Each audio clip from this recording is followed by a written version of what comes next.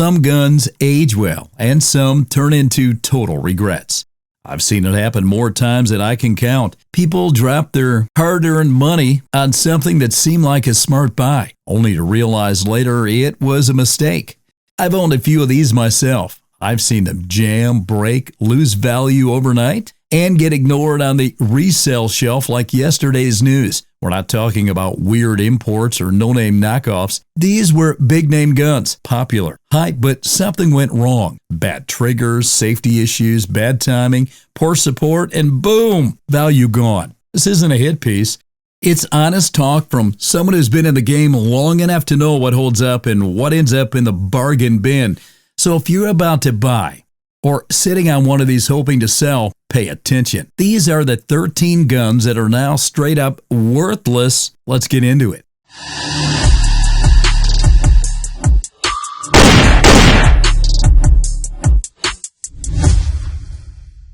Number 13, Citadel 1911 A1 9mm. At first glance, this thing screams classic. Steel frame, 9mm chambering, that old school full-size vibe. But once you take it to the range, the charm fades fast. It's heavy, almost 2.4 pounds unloaded, with a 5-inch barrel and an overall length of 8.6 inches. That might sound solid, but it handles like a cinder block in your holster.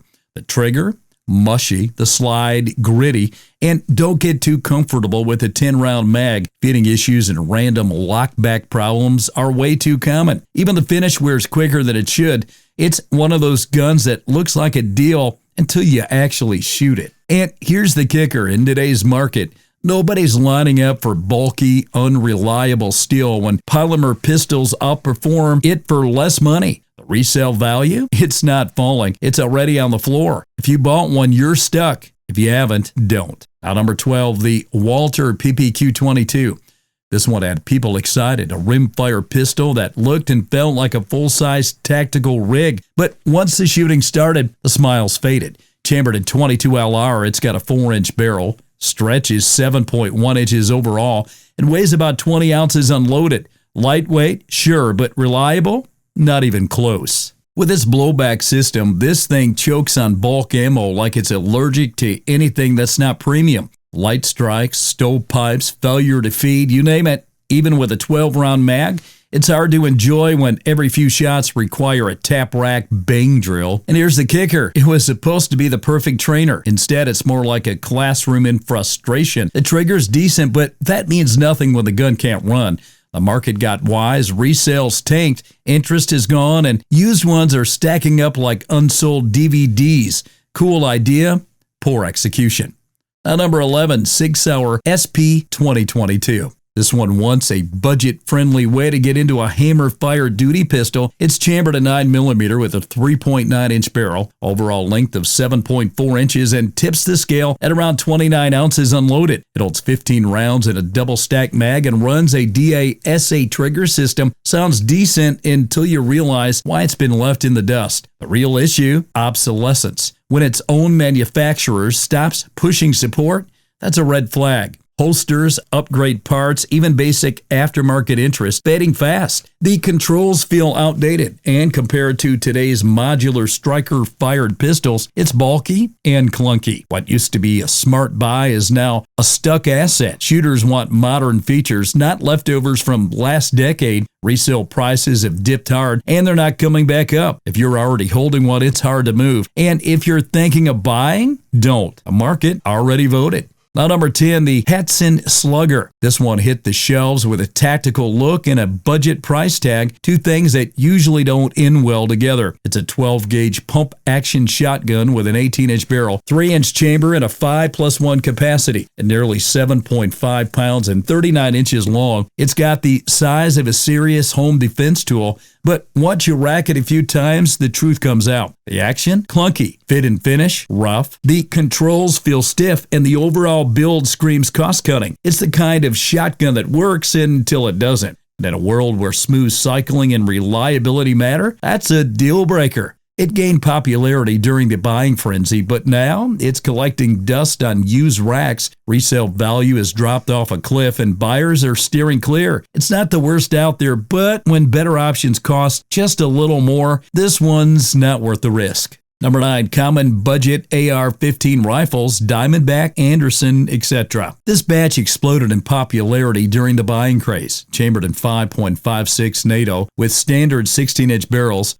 1/8 or 1/9 twist rate, and weighing in around 6.5 to 6.8 pounds unloaded. On paper, they check all the right boxes. Most run direct impingement systems with mil-spec triggers, flat top uppers, and 30-round magazines. So what went wrong? The problem isn't how they look, it's how they're built. Loose tolerances, inconsistent gas system, rough machining, it all adds up. Some won't group reliably past 50 yards. Others chew through extractors like they're disposable. They flood the market at the right time, but when supply caught up, demand disappeared. Now buyers are skipping over these in favor of lightly used, better built rifles for the same price. Resale values sinking fast. What seemed like a budget win turned into a resale nightmare. If you grab one during the panic, good luck getting your money back. Number 8, Vektor CP1. It looked like it came straight out of a sci-fi movie. Sleek lines, space-age curves, and a grip that screamed next gen. But the excitement didn't last. Chambered at 9mm with a 4-inch barrel, the pistol weighs about 29 ounces and measures just over 7.5 inches long. It holds 13 rounds and a double-stack mag. On paper, not bad. In your hands, a different story.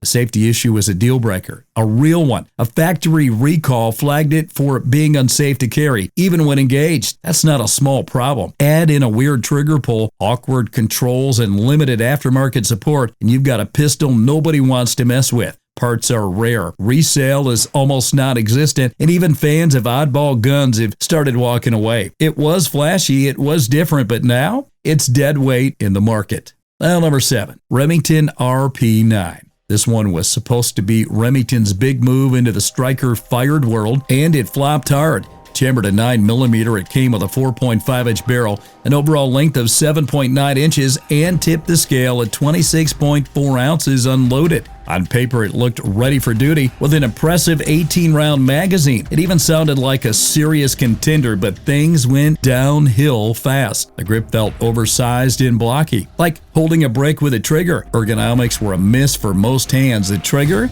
spongy and inconsistent. And the real killer, early production models had reliability issues with reports of failures to feed and eject even on quality ammo. Then the company itself folded, leaving owners with little support and zero aftermarket love. Today, it's one of the easiest pistols to find in the bargain bin, and for good reason. The price might be low, but the performance and resale are even lower. At number 6, High Point CF380. It's bulky, it's heavy, and somehow it's chambered at 380 ACP. With a 3.5-inch barrel, 6.75-inch overall length, at a weight of nearly 29 ounces unloaded. This thing is the size of a full-blown duty pistol, but fires a soft shooting round. Feeds from a single stack 8-round magazine, and that's about where the highlight ends. The blowback design makes recoil snappier than you'd expect from a 380, and the fixed barrel doesn't help with accuracy either. Trigger feels like a stapler. The slide is comically thick, and the overall build, let's call it clunky at best. It was meant to be a budget option, and sure, it goes bang, but the resale value is next to nothing. Part support is minimal, and even in the bargain aisle, people are passing it over. You don't save money buying something you'll never want to shoot. This one's a paperweight with a firing pin. Now, number 5, the Raven MP25 25 ACP. This little rock popper was once a Saturday night special. Now it's just Saturday night scrap. Chambered at 25 ACP, it comes with a 2.5-inch barrel, a 5.1-inch overall length, and weighs about 15 ounces unloaded. It uses a 6-round single-stack magazine. It was marketed as an ultra-compact, affordable carry piece, but affordable came with a price. The zinc alloy frame and slide, often nicknamed pot metal, don't inspire confidence. Reliability is hit or miss, and when it misses, it really misses. Jams, light strikes, and safety issues were all too common. Add in poor sights, a heavy trigger, and questionable build quality, and you've got a pistol better left in a drawer if not a landfill. Today, it's worth more as a curiosity than a carry piece. Ammo's scarce, resale is near zero. Modern micro compacts have made it irrelevant. What once passed as a protection now barely passes a conversation piece.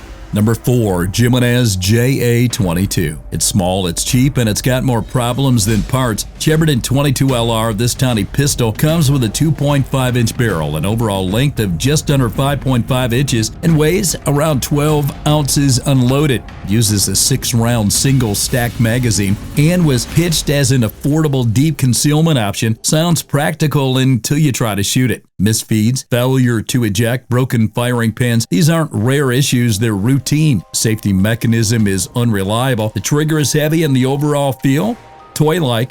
Add in the use of a zinc alloy frame and slide, and durability goes out the window fast. After the company faced multiple lawsuits and shut down, support vanished. No warranty, no factory service, and resale value that's barely worth a handshake. It might fit in your pocket, but it won't earn a place in your range bag. This one's done.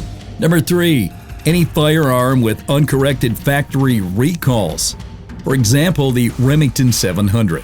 Here's a category that sinks resale value faster than anything else. Any firearm with an uncorrected factory recall. Doesn't matter if it's a rifle, pistol, or shotgun. Once a recall hits and the fix isn't done, the market treats it like a live grenade. Take one infamous bolt-action model as an example. Chambered in calibers like .30-06, .308, and .270 with a 24-inch barrel and around 7.5 pounds in weight. On paper, it was a hunter's dream, but the original trigger design had one massive flaw. It could fire without the trigger being pulled. That kind of defect isn't minor, it's a legal and safety disaster, and yet plenty are still floating around unfixed.